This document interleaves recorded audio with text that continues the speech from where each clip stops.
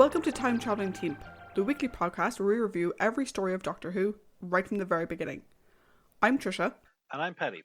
In today's story, we will be discussing Marco Polo, the first, but sadly not the last, lost Doctor Who story.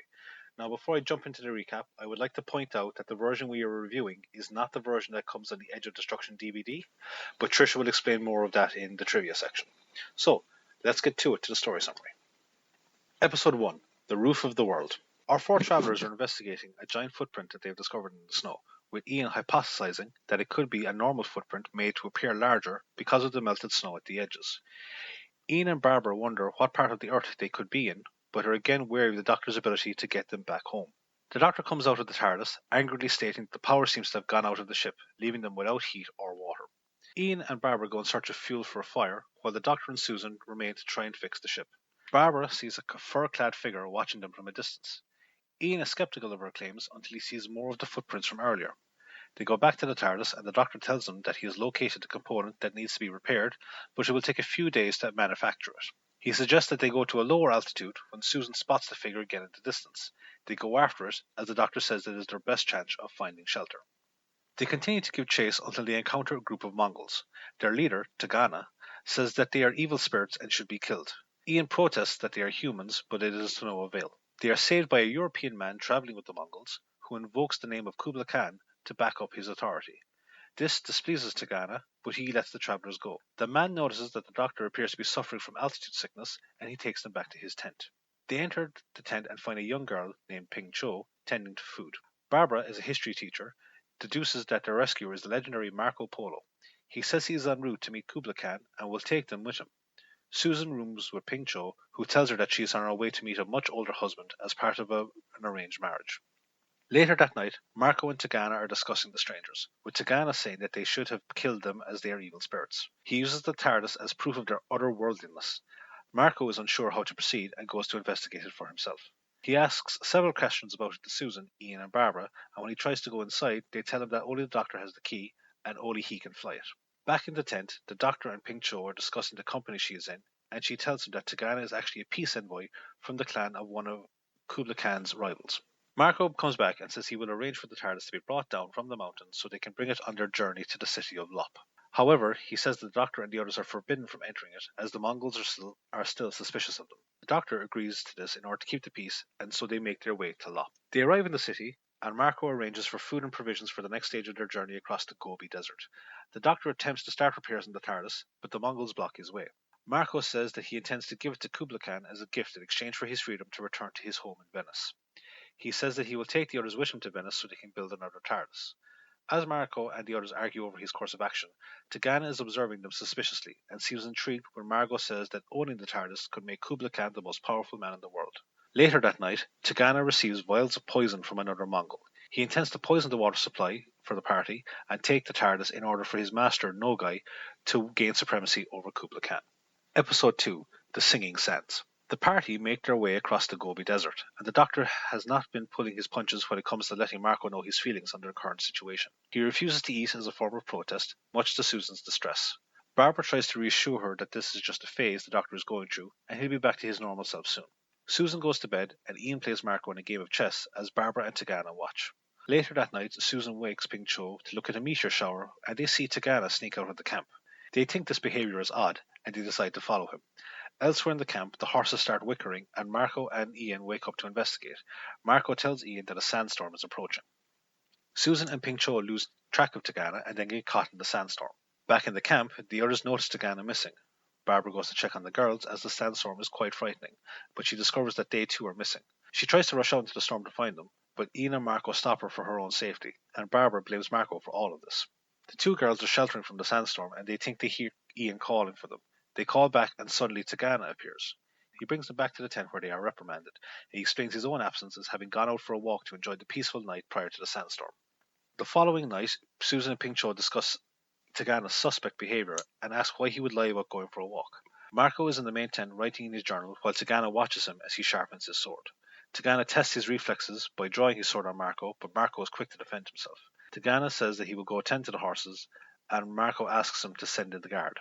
Tagana sabotages the remaining water gourds as his earlier plans for poisoning were scuppered by the sandstorm. In the morning, the sabotage is discovered, and Marco theorizes that bandits are the most likely responsible. He says that it is the trick that they used against caravans in an effort to turn them back and weaken themselves by rationing the remaining water. Their options are to return to Lop or to attempt to reach an oasis that is still on their way to their destination. Marco makes the decision to go to the oasis, much to Tagana's frustration, as it again interferes with his plans. Progress to the oasis gets slower and slower as the remaining water diminishes. Tagana offers to ride ahead and bring back water from the oasis. Marco agrees, but says that they will still move forward to reduce the time spent waiting for him to return. The doctor collapses due to exhaustion, and the others beg Marco to let him rest in the TARDIS. He agrees, but he says only Susan can stay with him. Tagana reaches the oasis and drinks greedily from it, taunting the others and urging them to come for the water. Episode 3 The Cave of 500 Eyes. As the caravan makes its way towards the oasis, the travellers wonder what happened to Tagana as they are reaching the limit of their water supplies. Inside the TARDIS, the Doctor is awoken by water dripping onto his face. He wakes Susan, and together they see that the source of the water is actually condensation running off the walls of the ship.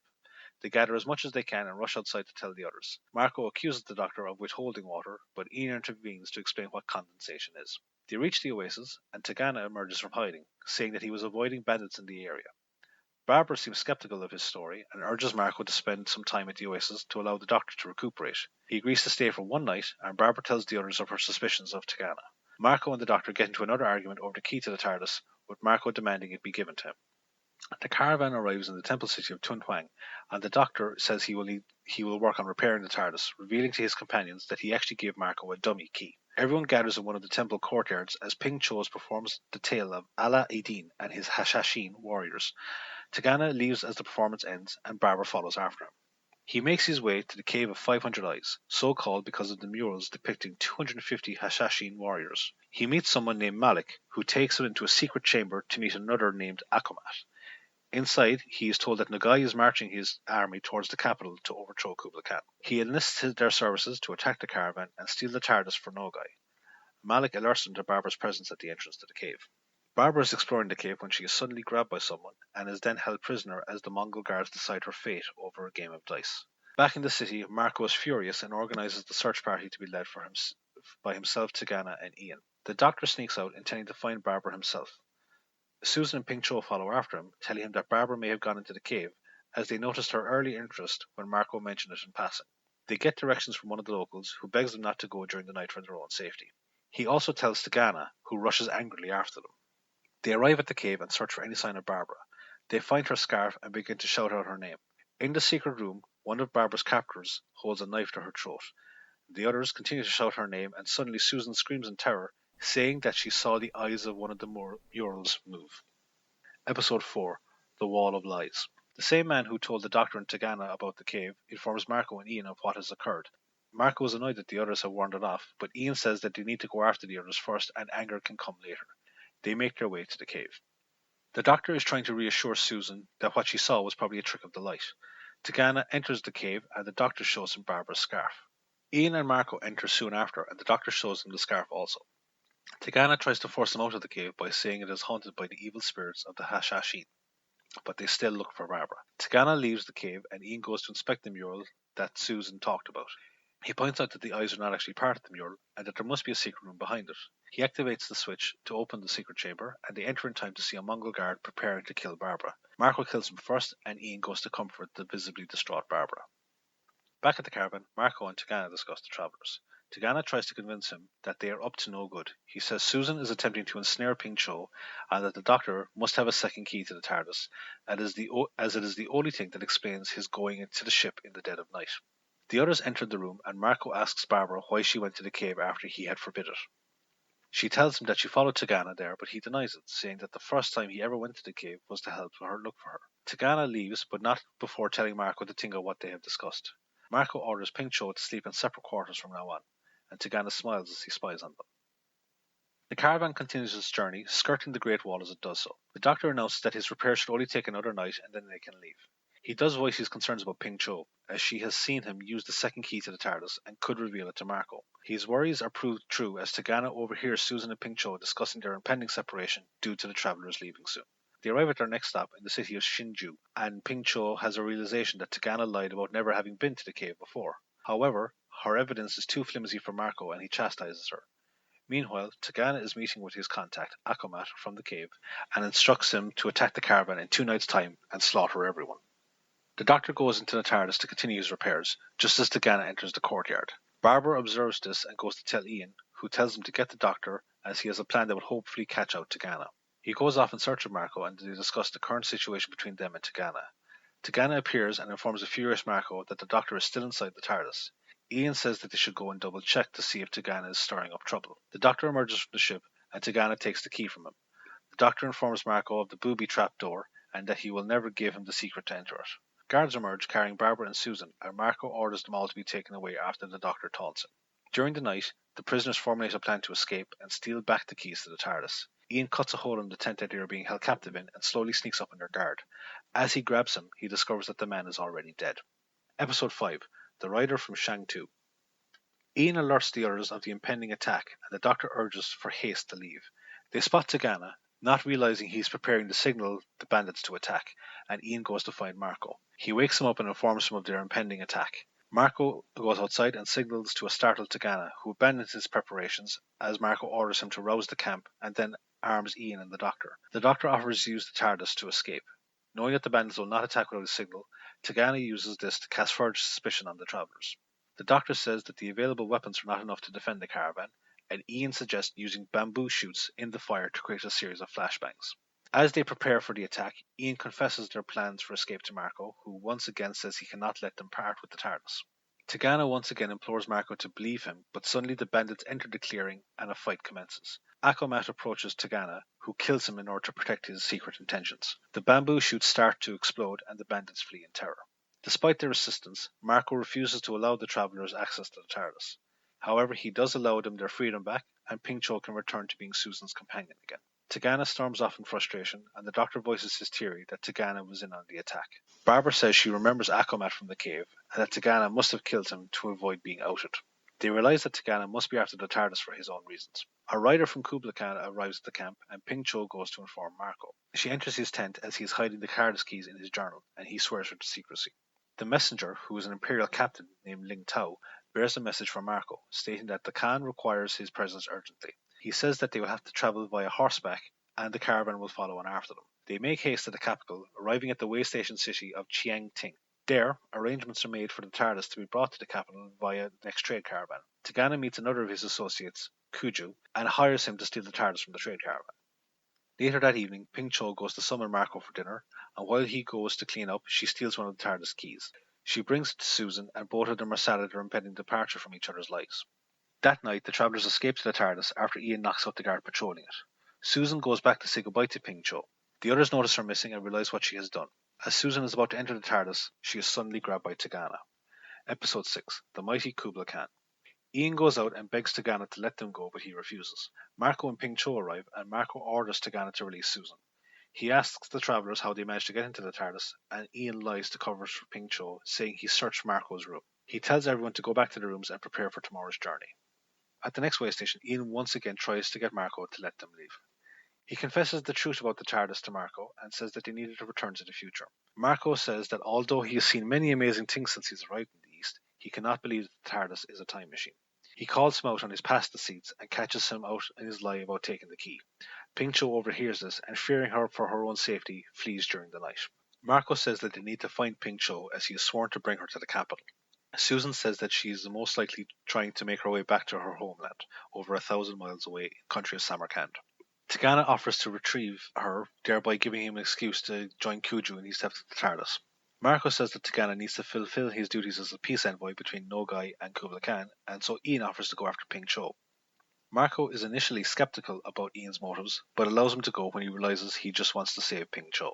Ping Cho arrives back in Chiangting and sees Kuju, who says he has come to collect the TARDIS for the trade caravan. She asks him to join the caravan so she can return to her homeland, and he accepts her offering of payment. Later on, the way station attendant reveals to her that Kuju has actually stolen her money. He suddenly recognizes her and tries to apprehend her so he can return her to Marco. Just then, Ian arrives and says that despite his personal feelings about her arranged marriage, he must still take her back. Just then, the leader of the train caravan arrives to take possession of the TARDIS, which confuses the attendant. Ian overhears this and deduces that the caravan has actually been stolen. Together, he and Ping Cho figure out that the TARDIS is most likely on the old Karakoram road that leads to the lands owned by Tagana's Lord Nogai. Back at the other way station, Tagana and Marco are arguing over Marco's refusal to let Tagana leave the caravan in aid of the search of Ping Cho, saying that he needs to be present at the capital, again due to his role as a peace envoy. Tagana again tries to poison Marco against the travellers, highlighting their opposition to Ping Cho's arranged marriage, and Ian's quickness in offering to retrieve her is most likely an excuse to steal the TARDIS. Susan and Barbara enter laughing, and Tagana uses this as another example of their deceitful nature. Marco gives into his frustration and paranoia and sends Tagana to track Ian down. The main caravan arrives at the capital of Shang-Tu, and the travellers are given instructions as to how to act in the Khan's presence, but the doctor refuses to kowtow to him. The Khan enters, and we see that he is a feeble old man beset by back pains. The doctor is forced to his knees, and the Khan mistakes his own aches and pains to be mockery. Marco explains that the doctor is in pain due to the non-stop riding it took to arrive. He expresses confusion and concern when he finds out that Nogai's army is approaching the city. The Khan says that they will retreat to gather their forces at the Imperial Palace at Peking, and is amused by the doctor's own maladies, so he offers for him to ride in the royal coach. Barbara asks Marco to see if they can delay for Ian and Ping Cho, but he says that they must wait for Tagana to retrieve them. Ian and Ping Cho find Kuju and ambush him at his own camp. He confesses to being hired by Tagana. Just then, Tagana enters the clearing, and realizing that he has been outed, challenges Ian to a fight. Episode 7. Assassin at Peking. Tagana pledges his allegiance to Nogai, and as they are about to fight, Imperial soldiers led by Ling Tao enter the clearing and apprehend everyone. Kuju is killed as he tries to escape. The prisoners start to accuse each other of their various plots, but Ling Tao says that he cannot make a decision on their fate, and orders them to be taken to Peking for Kublai Khan's judgment. In Peking, the Doctor and the Khan are playing a game of backgammon, and seem to have become fast friends. The Doctor has won a substantial amount of money, livestock and property from him. The Doctor wagers it all on one last game to gain back the TARDIS. Marco arrives to inform them of the Tagana's arrival and expresses dismay at the thought of the Doctor winning their wager. Marco is discussing this turn of events with Barbara and Susan when the Doctor emerges and says that he has lost. Ling Tao also appears and says that Ian and Ping Cho are being held in custody because of Tagana's accusations against them. They all go and visit Ian and Ping Cho, who recounts everything that has happened. Marco says that Ian will be the only one to stand for questioning, as Ping Cho has been excused as per her husband-to-be's request. In the Great Hall, Tagana tries to turn Kublai Khan against Marco by saying that he has refused to execute the prisoners as per Imperial law for their attempts to steal back the TARDIS. He also outs Marco's desires to trade the TARDIS for his own freedom to return home. The Khan is angry with him and says that the point is moot as he has now won the TARDIS from the Doctor. He also requests Tagana come to his chambers after that evening feast to discuss a peaceful solution to Nogai's warmongering, but advises him to keep his silver tongue in check. Later on, the Khan informs Marco and Ping Cho that her husband-to-be has passed away after consuming an elixir of life in preparation for the wedding. She is given the option of staying in Peking, which she readily accepts. She is dismissed after answering questions about her connections to the travellers. The Khan announces to Marco that he must regain the Khan's trust or else he will be banished from the court. In their quarters, the travellers discuss their current situation, and the Doctor states his belief that Tagana has actually come to Peking to assassinate Kublai Khan in an effort to create a power vacuum to allow Nogai to take over. They overpower their guard and make their way towards the throne room. En route, they run into Marco, who orders the approaching Ling Tao to return them to their quarters. However, Ling Tao reveals that Nogai's forces are actually on the march to Peking.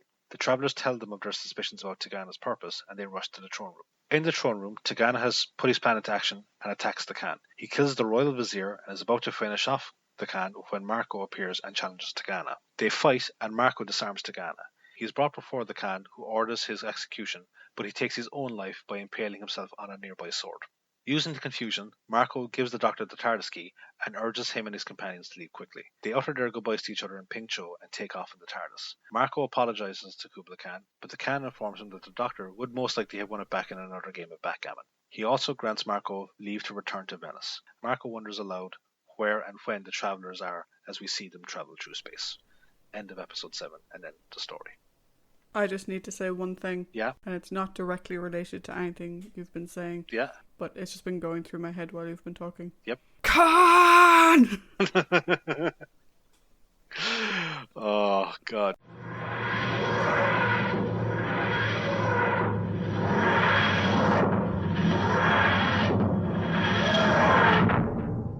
So now that it's the story reviewed, we're now going to go over to Tricia for some trivia. Great. Thanks, Paddy. So let's start with the obvious. Paddy already mentioned at the top of the episode, Marco Polo is one of the lost Doctor Who stories. Which begs the question, how can a story be lost. Well, to put it bluntly, by the BBC deleting them. In the late 60s and 70s, the BBC would wipe or destroy tapes, believing that retaining them served no purpose. This seems ridiculous in this day and age, but keep in mind that this was before home video was even invented. The BBC genuinely did not see any need in keeping the content that they'd already aired. This means that sadly, many early episodes of Doctor Who simply no longer exist. Some missing episodes have, though, cropped up over the years, which is why we often hear about certain stories being released in part or in full. In total, 97 episodes across 26 stories are missing from the first and second Doctor. Sadly, more from the second than the first, which seems slightly counterintuitive since his stories were newer. Marco Polo is one of 10 stories that are missing all of the episodes. Strangely though, it was sold to more countries than any other serial in the 1960s, and the fact that no copies exist of it now, that means way more versions of this story were destroyed than any other story. All we have now are telesnaps or production photographs. So how did we watch a review for this? Well, a BBC amateur video production company named Loose Cannon Productions took the available telesnaps for the story, along with composite pictures, available audio recordings, which weren't destroyed, and specially created material to put together a reconstruction of the story. So it was going to be voice, audio track, with still images and some descriptions on them.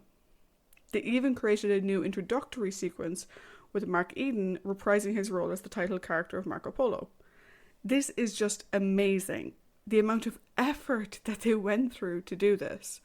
It's an unofficial version, which is true, and as such it's not available commercially, but you can still watch it on the Loose Cannon Daily Motion account, if you're that way inclined. And I would just like to take this opportunity to thank everyone that had worked with Loose Cannon to be able to do this for Doctor Who fans throughout the world. So, guys, if you're ever listening, thank you very much. Yeah, and, if you're someone who's maybe not quite sure about the quality, some of the people working for Loose Cannon are now working with the BBC on the reconstructions that have come out recently. This team is absolutely amazing.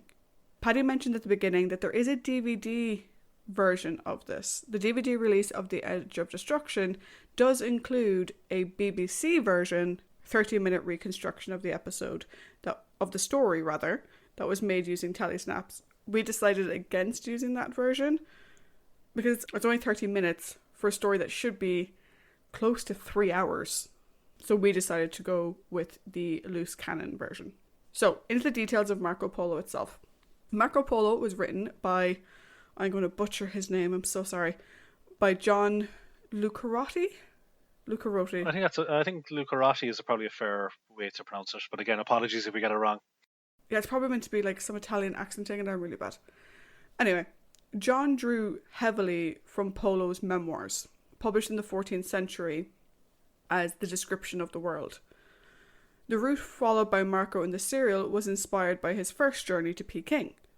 His escort of Pink Show was actually based on a real event in which Marco brought Princess Kokashin to Persia to wed the grandnephew of Kublai Khan, only to learn upon their arrival that the older man had passed away. Tigana, Akomat, and Nogai were all named for Tartar rulers mentioned in Polo's memoirs. John wrote again for Doctor Who with the Aztecs and the Massacre of St. Bartholomew's Eve, often referred to simply as the Massacre. He also wrote the original script for the fourth Doctor story, The Ark in Space, but the story was extensively rewritten by Robert Holmes, and John did not receive on-screen credit. John explored his 3 on-screen stories again when he wrote the target novelizations for each of them. Again, we have a story with 2 directors. I think this may be something that they were doing in the early years to give the BBC directorial crew experience. But again, we have 2 directors. Waris Hussein, who we have discussed before, directed episodes 1 to 3 and 5 to 7. Many of the telesnaps I mentioned before were actually from Waris's private collection. He bought telesnaps of every story he directed so that he could keep them in his own personal collection. And I think that given some of the amazing work he did on An Unearthly Child, I feel really bad and sorry for him because this story, I think, to have it be alive visually would have been amazing. Yeah, definitely. This was his last story in Doctor Who as well, which means that there's even more of a legacy that we could have had for him. Yeah. Though he did go on to direct many films and TV shows in the US, the UK, and India, so he wasn't forgotten by the world at large. No. Episode 4 was directed by John Crockett. After Marco Polo, John would return to direct the Aztecs, which we will talk about in a few weeks. He apparently loved the historical episodes so much that he submitted story ideas to Doctor Who story editor David Whittaker. These included stories about Richard I and the Crusades, Viking raids on Britain, Cornish smugglers, and Bonnie Prince Charlie. We may come back to some of those themes later. Yes. In future episodes. This story aired from the 22nd of February to the 4th of April 1964. It is the first of many stories that include real people from history. It is also one of the only stories to have a narrator and a map tracking the characters as they go. Again, another first is the first story to have live animals in the form of the horses. The working title for this story was A Journey to Cathay. Cathay being an alternative historical European name for China, which Barbara actually explains in the episode. Caroline Ford has said that this is her favourite story. And again, the fact that this is so many people's favourites but is not available complete is very disheartening. William Russell did make a complaint about this episode. In fact, he made two. The first was regarding 6 minutes of new scenes being added the day before filming. Russell basically said that this was not appropriate, and it resulted in the cast being given greater script approval moving forward. The second was that Marco Polo was one of the first, or possibly the first story where Doctor Who was on the cover of, I think it was a magazine. I think it might have been the Radio Times. I think it was Radio Times, yeah. So, it was the first Radio Times cover for Doctor Who. And it was the Doctor and Marco Polo on the cover. Not the main cast. Yeah. Which pissed William Russell off. Understandably, in my opinion. It was originally intended for the story to be narrated by the Doctor, Ian and Barbara, but it was felt that it would be presented better as the memoir of Marco Polo, which it was based on. Many people believe that William Hartnell went on holiday during the filming of The Singing Sands. This isn't true, he just happened to have one line of dialogue in that particular episode. On to our guest stars. First off, we have Mark Eden as Marco Polo. Mark was actually hurt during camera rehearsal when his right hand was accidentally lacerated by a dagger, which couldn't have been nice. I already mentioned that Mark worked with Loose Cannon on the reconstruction for this story to record some extra information at the beginning in terms of a description, but also an extra opening shot as Marco. Though he does not appear in Doctor Who itself again, he is in An Adventure in Space and Time, the sort of documentary type story. Yeah. Where he portrays the BBC One controller Donald Baverstock, which at the time of recording is actually his last on-screen role. A lot of people from the 80s, though, may know him as Alan Bradley in Coronation Street. And just as you were saying there about An Adventure in Space and Time, Caroline Ford and William Russell are actually in that as well as just bit parts. Tigana is played by Darren Nesbitt. This is his only on-screen Doctor Who story, though he has worked with Big Finish in the past. This is actually not his first time working with William Russell either, as he was in The Adventures of Sir Lancelot as Sir Tristan, as well as some other characters. And on a personal note as well, that another reason why I am upset that this story is missing is that I love Darren Nesbitt as an actor. He's in one of my and my brother's favourite movies, Where Eagles Dare, where he plays a Gestapo officer, and he's fantastic in it. So I would highly recommend that anyone that when they listen to this, if they like the portrayal of Tigana, check out anything you can find with Darren Nesbitt in it, because he's an amazing actor. He is very good. It's such a crime that we don't get to see this character in its full glory because he sounds amazing. Oh, absolutely. His voice is just, again, even when he's playing a good guy, his voice and as well as some of his facial expressions, he comes across as so sinister. It's like when Christopher Lee tries to play the good guy, you're like, I don't trust you. Lastly, we have Ping Cho, who is portrayed by, and again, I'm going to ruin a name. I'm so sorry. Zena Merton? I think I've ruined her first name. My apologies. She's best known to science fiction fans for her role as Sandra Beans in the mid 1970s series Space 1999. She reprised the role for the 1999 short film Message from Moonbase Alpha. Though she didn't appear in Doctor Who again, keen-eyed Sarah Jane Adventures fans will recognise her. She played the registrar from the story The Wedding of Sarah Jane Smith. Oh. Which I didn't recognise her until I looked it up, and now I can't not recognise her. In 2018, Merton recorded the narration for the novelisation of Marco Polo for BBC Audio, but sadly she died 3 months before it was released. That's a shame. Like it's kind of, it is a pity when that kind of stuff happens. Actually, I have a question just in case you might have come across it. So this is one that's kind of heavily set in the Orient, and because we only have telesnaps, unlike say a much later story, The Talons of Weng Chiang, which also has Asian characters in it, I've never heard any complaints about any sort of portrayal of yellowface or any caricatures of Asian characters, sorry, or of Asian people in this story. So It was actually the opposite. They actually were given a lot of credit for having quite a diverse story and a diverse cast.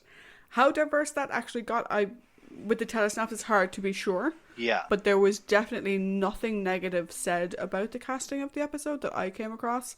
And anything I did see around that sort of touchy subject was positive for the episode. oh good, that's nice to hear.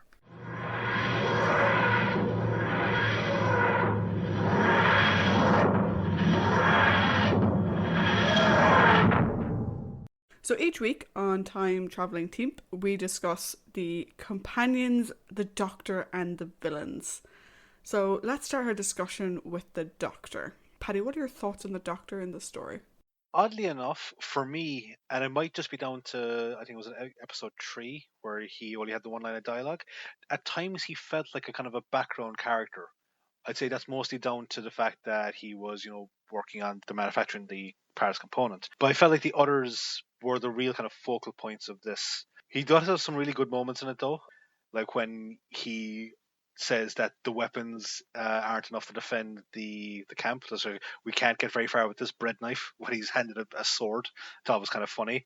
I also like his interactions with the Khan. Now I do have some thoughts about portrayal of Kublai Khan, but I did like the fact that he was able to kind of like have games. Like, it was just basically two old men lamenting their current conditions, and then just becoming friends over it. Also, like just the way he kind of acts around Marco, that you get this impression that he seems to have a greater appreciation for great deeds if there's a greater age number attached to the person performing the deeds. And I think that as well kind of or lends itself towards some of my favorite scenes, which is indignant Doc Bill, as I like to call it, because it's just funny seeing him get all flustered and, how dare you, sir? Yeah. One of the first note I put down, and I'm aware that it's explained in the episode as he's affected by the altitude, but it just sounds like at the beginning that he really doesn't like being cold. Yeah. That seems to be the thing that's bothering him the most is, screw this, it's cold, I want to go back inside. Yeah. One of the things that we do see carry over as the bit that I'm actually coming to really love about Doc Bill. Yeah. Is this sneaky, mischievous gleam in the eye streak that he has.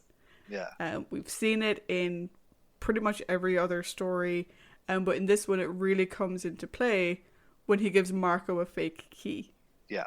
And you kind of get the impression that, he's an older gentleman or whatever, but he's just like this little imp who's just like, oh, you thought I gave you the real key?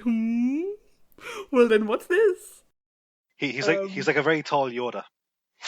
Yeah, actually, that's a really good. That is exactly what it's like. Yeah, Yeah. I've lost the ability to describe that sentence, but yes, that is a very good comparison. Same walking stick, same hairline, the whole lot. Some of his favorite scenes for me were his scenes with the Khan. The gambling at backgammon was just very funny, but more so when the Khan first enters, and the doctor's just so indignant. He's like, I can't kneel down. Are you kidding me? Like, have you seen me? I'm old. My knees don't work. My back hurts. It's just, he's just such a crotchety old man, but in a kind of lovable way. My back hurts. My legs hurt. I have two owies. Yeah. I love as well that the relationship he develops with the Khan is quite good because although the Khan is sort of treated in a bit of a humorous fashion, which I don't know if that was the concern that you had about it. Yeah. When he's playing backgammon with the doctor, and when he's even talking to the doctor, you can see the great man that Kubla Khan was. When he's in public, he's maybe a bit more of a caricature. But I actually felt that in those moments where, yeah, it's just, two old guys playing a game of backgammon or whatever, you see the real Kubla Khan in those moments rather than in the rest of the episode. Yeah. So I thought that was a bit of a redeeming quality through his friendship with the Doctor on that character. Yeah. And I suppose we'll probably get into a bit more about that when we do the overall story summary as well. Yeah. Beyond that, I didn't really have much to say about the Doctor. I agree with you that he was very much I wouldn't even say a secondary character in the story. He was a tertiary character at most, really. Yeah. But I think that worked well. He's not always going to be the one who knows the most. His skills are not always going to be the ones that get them out of the situation. And at this point in the Doctor Who show timeline, he's just an old man. Yeah. And he has the limitations of an old man. The people who did get a bit more focus, and it differs per person, are the companions. I think they were certainly a lot more active in this story compared to the Doctor. So why don't we start with Susan? My opinion of Susan's episode is quite short in terms of my notes, but I think you'll get what I mean, where this was probably Susan's most consistent, emotional-wise, story. And it is literally her being a teenager and having a teenage friend and hanging out and having fun. Yeah.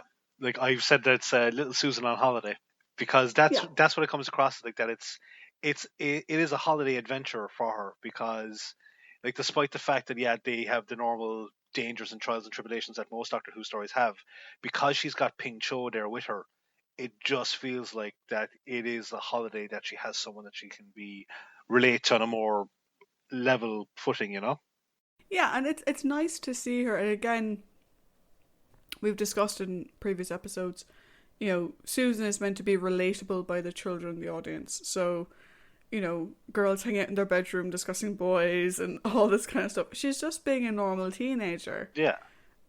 One thing that I did like, though, is while she clearly questions Ping Cho's marriage plans, shall I say, she doesn't hold it against her. No. And she doesn't say anything to upset Ping Cho. She asks questions, but then she just accepts it as this is normal for this part of the world in this time frame. And she doesn't do anything to say like, oh my god, I can't believe you're doing that. There's no modern teenager in that. It's just supporting your friend. Yeah, and even though she says well, she doesn't vocalize it to her, but you can tell that she doesn't like the idea of an arranged marriage of being so young. But again, as you say, she kind of keeps it to herself because she just wants to keep Ping Cho happy. Yeah, which I thought was nice. Yeah, I'd agree. Next, we move on to Ian. Ian Chesterton, action man. Ian was kind of the functional leader of the group in this story, in my opinion. He has most of the dealings with Marco Polo. And again, we get to see him kind of take on his action man role. Which is where he's at his strongest. That's what he does. What did you think of Ian? Ian is Ian is not your prototypical muscle at this point, I think, because what I thought was first and foremost, I would love to know what sort of an upbringing or education he had. In the fact that he's able to ride a horse by himself with ease. He's also able to fight with a sword quite handily from all accounts. We don't get to see it, but we get the impression from like Marco and those in attendance that he can fight handily. So I'd love to know like where he went, because you don't get the impression that he had like a proper a boarding school education where like fencing or horsemanship or anything like that sort of things were taught. I don't know, maybe he did. I mean, I never got any suggestion that he didn't have a public school, like a British public school upbringing. I think it might be the way he carries himself, because like a much later companion which we see that had that sort of upbringing is Harry Sullivan, and Harry Sullivan is very old girl, that type of thing. Whereas Ian doesn't seem to have that attitude. But Harry's Harry, like. Harry is Harry. But you know what I actually thought it might be? Now, granted, like the horse riding wouldn't come into it, but Ian probably would have been of an age when a time maybe national service was there. So maybe he would have had the 2 years of conscription. Maybe that'd be a good explanation for it. Yeah, after you got me to watch Bad Lads Army, so that kind of came into my head. But the one thing I loved as well was that even though like it did kind of establish him as the muscle of the group, it didn't take away from his scientific background when he realized that the result of bamboo at a high temperature would yield, like the explosions. Yeah, and even the way he had to explain condensation to Marco Polo, which is quite a simplistic scientific concept, but he did get to bring that out into the fore. And like that's one thing as well that I suppose kind of ties in with the fact that it is a children's show, is that it's even in the future episodes and the past episodes, it's still very educational. There's always this sort of little kind of now kids, this is the what this means moments. Yeah. So I really liked Ian in this story. Someone who had, at one point in the story, quite a traumatic experience is Barbara. Yes. That experience for her, like when we catch up with her and she completely understandably loses it. It's weird. It's not my favourite Barbara scene, but it's definitely up there. Yeah. Just this raw fear of, and like Jacqueline Hill sells it so well that she had to sit there and watch as they rolled dice to decide who would kill her. And it sort of brings to mind, if this show hadn't been directed at children, Yeah. how far those threats would have gone, or would they have brought more things into those threats than just we're rolling for who's going to kill you. Yeah. So other stuff could be touched upon, and I think in a later episode those kind of concepts are touched upon, which I think proved controversial at the time, but that's for a later discussion. I think though, in Jacqueline Hill's presentation, I always got the sense that they did say those other things as well. Yeah. And actually I was thinking about it, and so again we discussed last week that one of the most famous images during the early time of Doctor Who was Barbara recoiling in fear at the approaching Dalek, and you had the gun pointing at her. And I think for me, having that sequence where like the knife is being held to her throat is actually it's a lot scarier for Barbara with that, because the knife is much more up close and personal and it's more tangible, whereas like the gun is in front, you could potentially dodge whatever's going to come out of it. But that's why I think she's so much more visibly, or not, that's why she's so much more distraught over this scenario than with the Daleks, because this is an awful lot closer. The other thing as well is that the Dalek gun looks like a whisk, so she probably inferred what it was going to do, but she didn't really know for sure. But also, and this is the other thing where this story is great for Barbara in terms of a character perspective, is she's a history teacher. Oh yeah. She is in her historical element here. She knows what, people of this time period were like. And maybe she knows it from a skewed sort of future perspective, but that has to be going through her mind. You know, when you hear the Mongols, you don't exactly think of hugs and cuddles. No. So that must have been going through her mind. One note I have here, though, is that I kind of had to like facepalm at the beginning of this episode, or the beginning of this story. Barbara's a history teacher, right? We just said. How? She also has eyeballs, right? And she's a fairly intelligent woman. You know, we've established. How is it that she mistook the Mongols for beings that weren't human? Well, okay, I'll say something in defense of that, okay? Is that, okay, first of all, they're in a snowy mountain region. They have no idea what snowy mountain region they're in. And for most people, and I would assume, like, you know, as well with most people that are in into history, Mongols, you assume wide open plains, not really mountainous regions.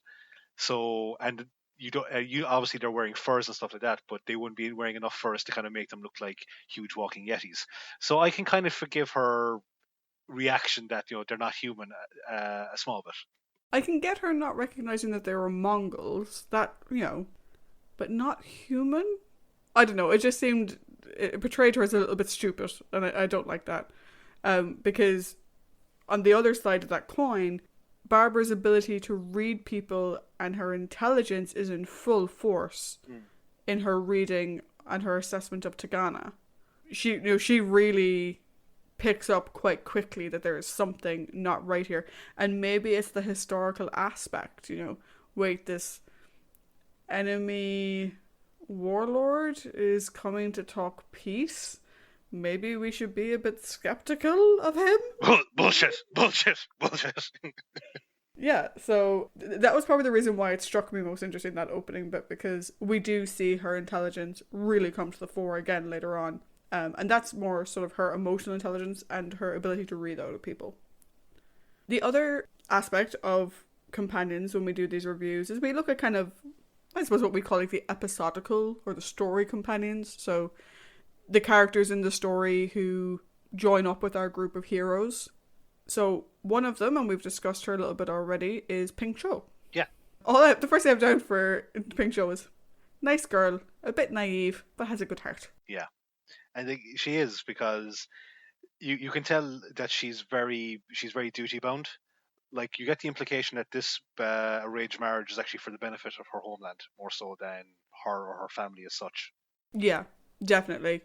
But she doesn't complain about it or rally against it. She's not happy about it, and you get that sense from her. But she will do her duty. Yeah. And it doesn't make her bitter or angry. She still maintains her good heart. The fact that she kept trying to help the group, even taking the key from Marco to help them. You know, she didn't give them away. She clearly felt for them. And I imagine for her it was sort of like, well, I can't help myself out of my situation. I'm stuck here in my lot. But they don't have to be. Yeah. And another thing there I was just thinking of is that after her husband-to-be took the elixir of life, which I'm assuming was some sort of blue powder. I was thinking, I have that in my notes as well. I'm like, elixir of life to prepare for his wedding equals Viagra. Yeah, something along those lines. The fact that, like, the Khan offers for her to stay in Peking, and you have no idea, is like, stay until we find a more suitable husband, stay and potentially be a hostage to the survival of your kingdom or your country. And she, again, because you said she has a good heart and kind of duty bound, she stays there knowing that it's for the benefit of her people, not knowing what the future may hold, which I think is a great strength of character for her. Definitely. And I think even with her running away, I don't think she ran away for her own sake. I think she ran away because if Marco discovered that she'd stolen the key and told the Khan, her people may have suffered. Now, running away doesn't solve that. I think her people would have still suffered for her. Yeah.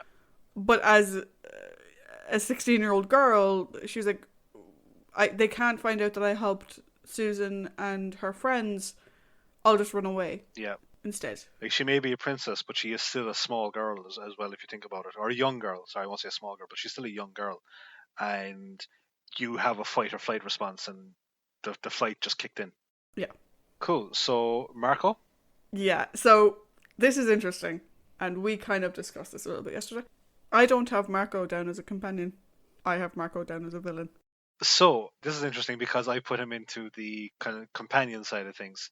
So, will we keep going with the companion discussion and then we can lead into your villain discussion of Marco? Or how would you like to? Yeah, why don't you give your companion view of Marco first, and then I'll give my villain view of Marco. I heard in your voice, your companion, you said your companion voice, but I heard in your voice your wrong view of Marco. So, No, no. Hey, this is time traveling team. No one's opinion is wrong, I'm only messing. I'm only messing. except yours. Yeah. See, there it is. There it is. So, I put him down as a companion because all of his actions towards the group are, to me, they're understandable. Does that make him less of a dick? No, absolutely not. But I can still kind of see where he's coming from in the sense of it came up in I think the last episode of his threat of banishment. Now he wants to go home, but if he's banished, he doesn't get the protection that the being an envoy of the Khan would offer him. So he can't avail of going into caravans, or he can't avail of military escorts or any of that sort of thing. So he wants to go home, and he said it at the start a few times, but I think as the show goes on it becomes less and less sincere. He really wished that he wasn't doing this to the companions for his own well-being, but he just wants to go home the same way that they do. But then the flip side of that is, as Tagana pointed out, he's repeatedly broken imperial decree by not executing the prisoners. Like, he keeps them alive because he does fully intend to bring them to Venice so that they may, or try and get back to wherever it is that they came from. So that's a small bit of a redeeming thing from my mind. And I also kind of get this impression as well that at the end, when he's having his sword fight with Tagana, I think it's very therapeutic for him in the sense he's letting out all his frustrations about the entire scenario. And I think it finally kind of gives him a clear head that once Tagana is gone, he should have done the right thing the whole time and let them take the TARDIS and go home. And he has no knowledge as like whether the Khan will kind of reward, what way the Khan will reward him for saving his life. Like, it could be, you get a palace in Peking, or whatever the case may be. So I think at the end he does kind of redeem himself, which is why I've kept him as a companion. Okay, interesting view of him. Yeah. I'll give you mine, and we can discuss the different points of view. So, when I first started watching this, I was like, okay, the story's called Marco Polo. Here is Marco Polo. The story is told from his perspective, which kind of lends itself that he's meant to be a protagonist. Mm-hmm. And then I realized very quickly on that he is the most self-centered individual ever. Mm. And he hides it behind a courteous nature. Oh, but I'll take care of you. I'll help you go to your home. It's fine.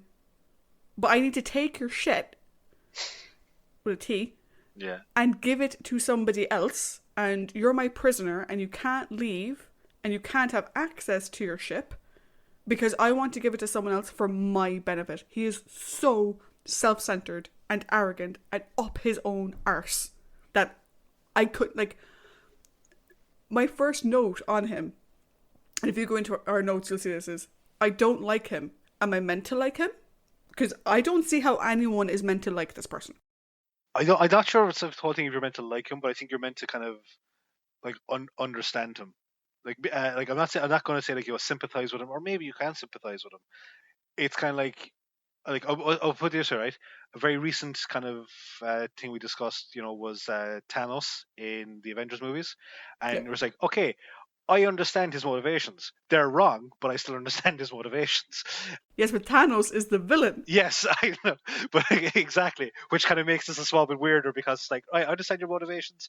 You are being a bit of a dick, and like, I suppose at this stage of his life, Marco's been in China and he's been away from home for quite a bit of time, and you get the impression that he's wanted to go home, but the Khan refuses to let him go. So That's no excuse. I'm not trying to make. I'm just trying to make a statement or a rationalization. Is that the same as an excuse? Yes, it is. Well, okay, fine. The reason I left him as a companion is because I didn't think there was enough to put him in there for me as an out-and-out villain.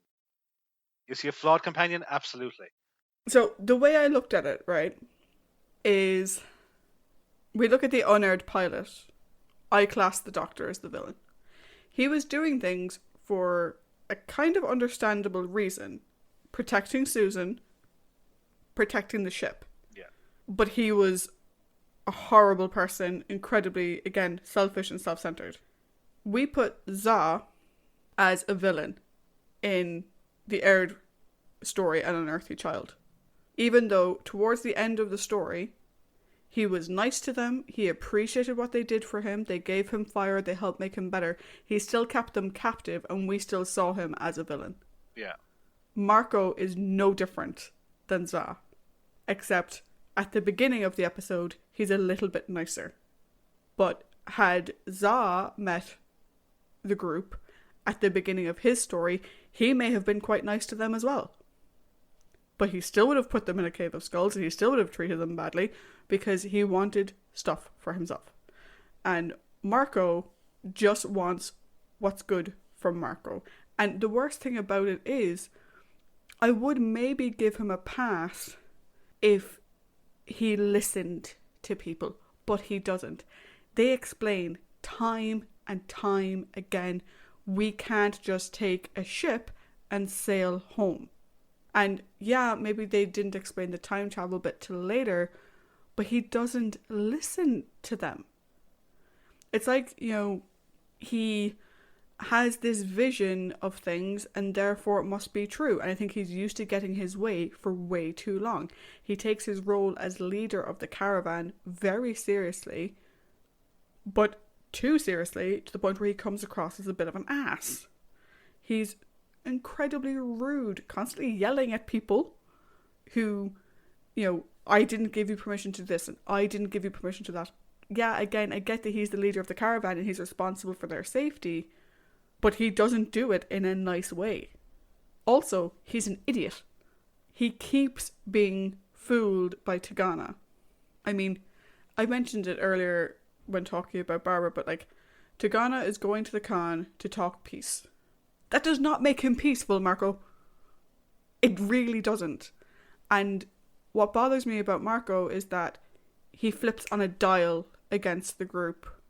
That courteous nature that he had, we see that it was fake. The minute he's given any semblance that his behaviour towards them is justified, he jumps on it. And I can't see him as anything other than, maybe not an evil villain, but certainly a villain and certainly the opposition to the group. You made the point a while ago about Thanos. And I saw an interesting, I think it was the Cinema Wins guy on YouTube. I think he made the point that Avengers Infinity War, spoilers if anyone hasn't seen one of the biggest movies ever, the protagonist in Avengers Infinity War was Thanos. Yeah. It was Thanos' story from Thanos' point of view, and at the end, Thanos wins. Yeah. But Thanos is still the villain. Yeah. I see this as the same thing. It's Marco's story from Marco's point of view, and at the end, Marco wins, but that does not make him a good person. True. I would say his saving grace is the fact that he's the one that lets them go. It's not Ping Cho he just decides, look guys, go, leave. We may have to create it, because I think neither of us are going to change our opinions on things. We might have to create a new classification of tweener for for people. No, but this is why we do this. This discussion is why we do this podcast in the first place. So, speaking of villains, and you were on about how he was continually hoodwinked by Tagana, how about we discuss Tagana now? Yeah, so Tagana, I would 100% agree, was the villain. I again, stepping back for a small second, I saw him as the secondary villain, but that was just me. Oh, he's a devious bastard. Oh, he's amazing. It's again, because it's purely audio that we base this on, all you have to go off is Darren Nesbitt's vocal acting, which in itself is enough to get across the fact that he's a shifty fucker. And you've you've got the and like when you take a look at his picture of him in anything, and as I said earlier on, if you haven't seen Where Eagles Dare, watch it. It's a fantastic movie, and he's a great character in it. But you get to see him acting, and you get to see just how suspicious looking he is. Not to say anything bad about his face, but he's a great actor, and he gets Tagana across like a fantastic. Like Tagana is like he's got, as I said, he's got more lives than a room full of cats, and he's just like an amazing master manipulator. Yeah, it's his ability to manipulate people that is so good.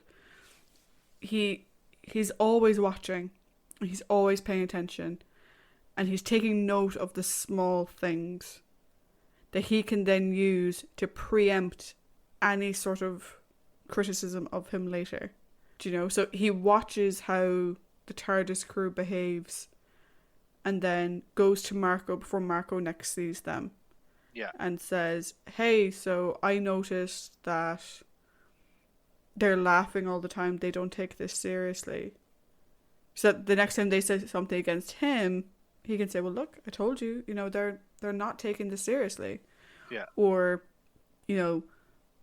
they're sneaking around, they're doing devious things, so that when he sneaks around and does devious things, he can be like, oh, well, they're just trying to point the finger at me to hide their own misdoings. And he's so good at it. So good. He's incredibly innovative. Like, I mean, first thing he tries to do is poison the water boils, then the sandstorm hits. So what does he do? He decides to just sabotage the water as opposed to trying the poison ruse again. When he's trying to signal for the bandit attack and he gets stopped, he then goes, well, they're not going to attack unless I signal them, so I now have another chance to cast suspicion on the guys because they've actually just admitted that they're trying to escape.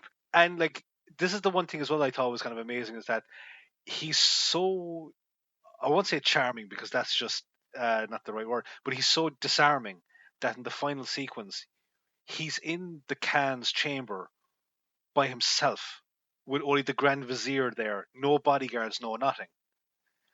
And so I think he's used his position of being a peace envoy to like its utmost effect. Because as you said, just because he's a peace envoy doesn't mean he's peaceful, but that's the way he's portrayed himself. Yeah, I think there was one point where I think he missed a game there, right? Yeah. Which is when he's going to go after Pink Cho and Ian. Yeah. They had made a point that Marco wears the chain of the Khan. So he has this gold chain that sort of proves that he's with the Khan. I was waiting for the entire story. I was waiting for Tagana to be like, in order for me to do this thing for you, whatever that was going to be, and it turns out being going after Ian and Pink Cho, I need to act as you. And I was waiting for him to convince Marco to give him the medallion of the Khan or whatever it was, and then arrange for Marco to be set upon and not have that protection later. Yeah. I think he missed a trick there. Absolutely. Because again, it would have just been like, I suppose, the final touches to his devious, masterful plan. And it's what I like about Tagana, and there are certain other Doctor Who villains that come out, is that he's as intellectually threatening as he is physically threatening. Yes. Like we know that he's like a very skilled combatant, but he's also very crafty. Like, so he's not just dumb muscle, nor is he like scheming guy who can't defend himself and uses minions. And I just did rubbing my hands there in a sort of Dick Dastardly fashion. But there was one other thing that I thought was very interesting, was that in the first episode he overhears Marco saying, whoever controls the TARDIS could be the most powerful person in the world. And Tagana's thing isn't to take it for himself, but it's to take it for his master.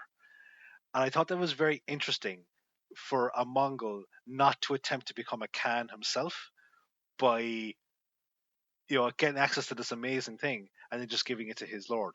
No, I think it's a really good testament to that character. I think it's an interesting thing for that character as well. See, I think he's playing the long game on that though. That's fair. Yeah, that could be fair. Give it over to his lord, ingratiate himself to him. Yeah. And then once his lord has done all the dirty work, he'll the lord take it for himself. I suppose my opinion is based on the fact that in the 7 episodes, there's never any indication that that's the case. However, that could be something that happened, like, like could be happening in his head, just off camera, not voiced in any sort of weird Shakespearean soliloquy. I think I'm going to do this. What was that you said? Nothing? Oh yeah, but it's something I could see him doing, given his character. The one question I have for you in regards to Tagana, right? Because I flip-flopped on this a lot, is do you think he is genuinely a superstitious person? Or do you think he uses superstition to control others? I think he's savvy enough to use whatever superstition people have in the area to his advantage. Like, so initially when he says, like, the people on the mountain, like, when he meets the travelers on the mountain, it's like, they are evil spirits. Like, he knows Europeans when he sees them. And I have a feeling that he was afraid that more Europeans around Marco might affect whatever plans he may have had. And then when we go into like the next thing of like the cave of the Hashashin, like he knows what's in there, like he knows the stories behind it. So it's like, look, the place is haunted.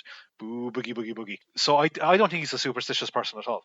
Yeah, I didn't either, but I did at the beginning. My first note of him was like, oh, he's very superstitious, just because just the way he says it first. Do you know what I mean? But then later, when we get to the cave of the Hashashin, you're like, okay, yeah, no, I get you.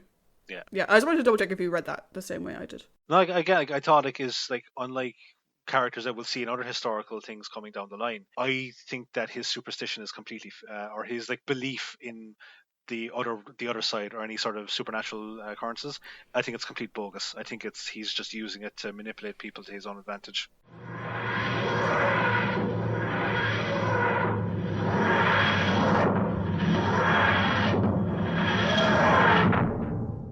So now that that's the characters, companions, villains of who they may or may not be discussed, we'll now go on to the overall scoring. So Trish, how about you give us your score and reasons why?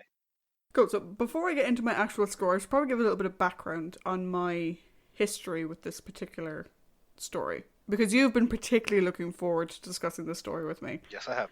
For about 10 years, I'd say. About that. So when I originally got the beginning box set that has An Unearthly Child, The Daleks, and Edge of Destruction, I started watching the 30-minute version of Marco Polo.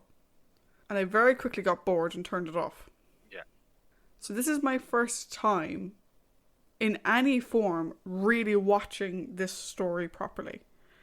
I had very little interest in watching any of the missing episodes that only had audio over stills. I just found it very off-putting when I was 20 years old, and so I never got into it.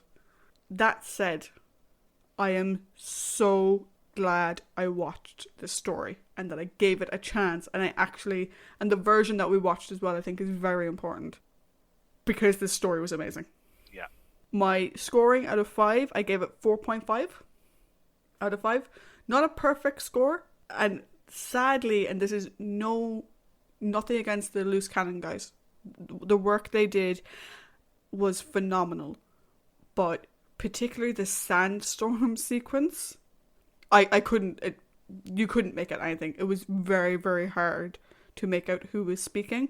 And then the other, sort of negative in my view was Marco. I get the sense that he was meant to be the good guy, but I personally didn't get that from him. That didn't take away from my enjoyment of the episode.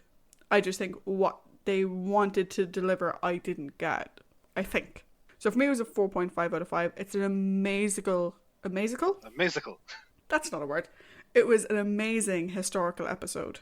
And the fact that this story is completely missing, it is such a loss.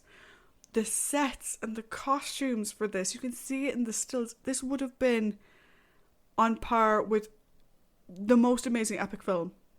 Yeah. It looked so good. I completely agree. My score is also 4.5. And I like a lot of the historical episodes because I love history. And this is a really good example of why I do like the historical episodes, in the sense of just the scale, even from the still images you get, is amazing. It's fantastic. Like the set production looks amazing. The costumes, as you said, everything looks really good.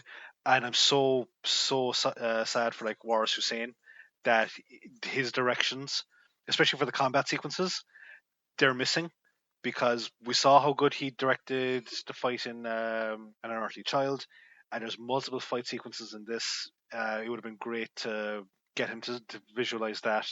It was just like, and I really enjoyed the story. I wasn't bored watching any stage of this, because like 7 episodes, it can be a bit of a stretch, and you might get like 1 or 2 episodes where it's like, doesn't really feel like it needs to be there. I didn't mind the 7 episodes because I thought it was really clever as to how Tagana recovered from each setback, and how it went towards furthering his use of getting Marco suspicious against the guys.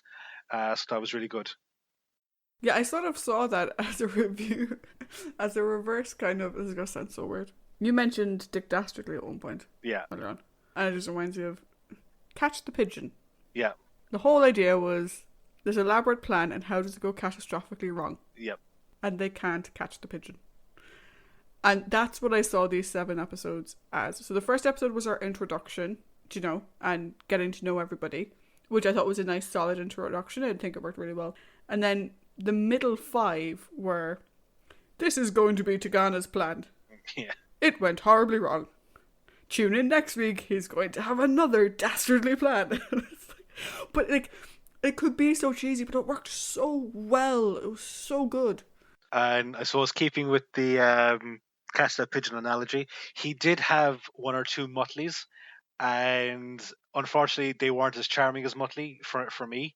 That's where like the point 5 deduction comes from, is I think that some of the characters were a bit too hokey, or they were a bit too kind of over the top.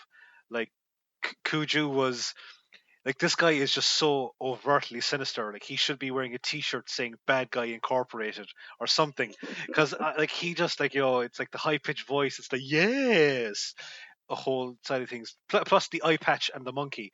Like, like he looked like that bad guy from Raiders of the Lost Ark, and it's like, look, I'm sorry, it's clear as day he's bad.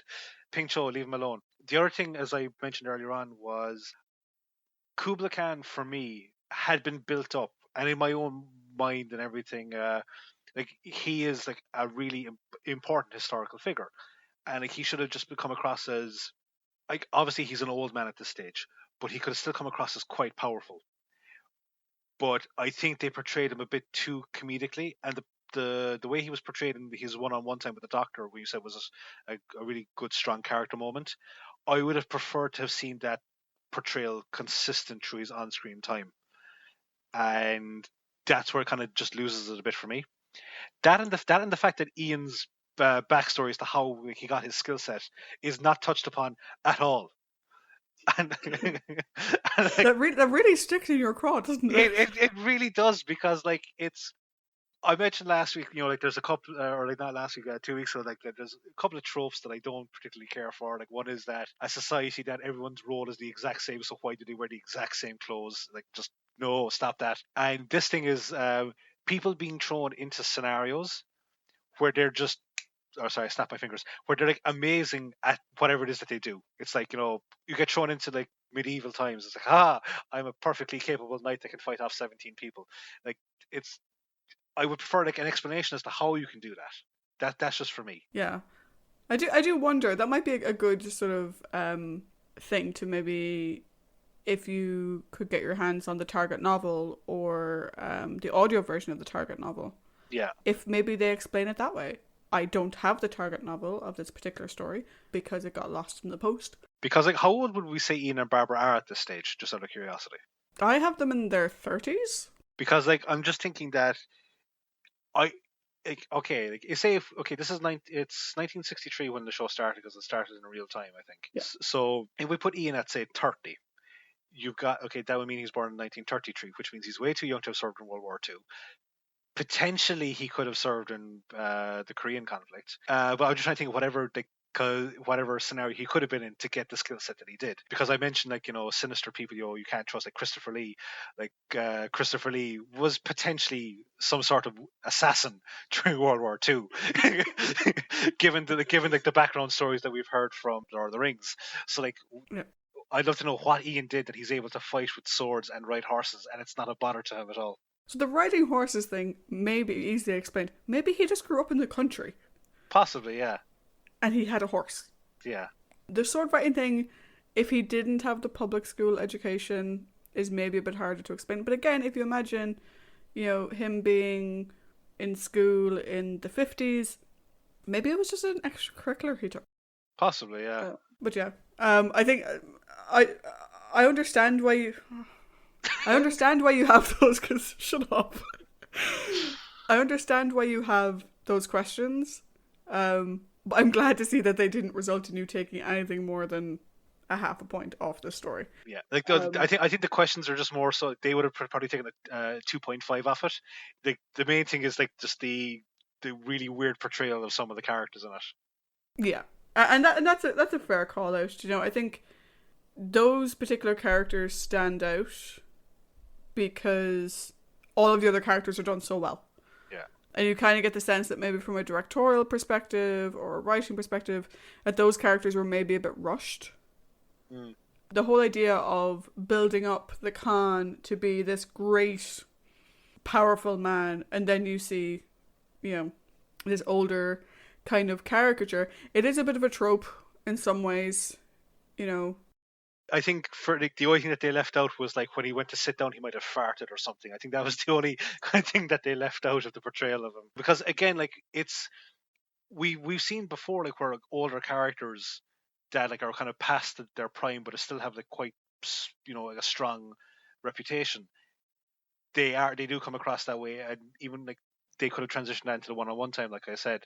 But look, overall, this is an amazing story that I would highly recommend anyone that's looking to get to Classic Who to check out, because one, by watching it, it's a testament to Loose Cannon Productions, who did an amazing work of trying to recreate it. It gets more Waris Hussein's amazing direction out there. It actually gets more of the story-based actors like Darren Nesbitt and Mark Eden and Zinea Merton, gets their filmography out there to people.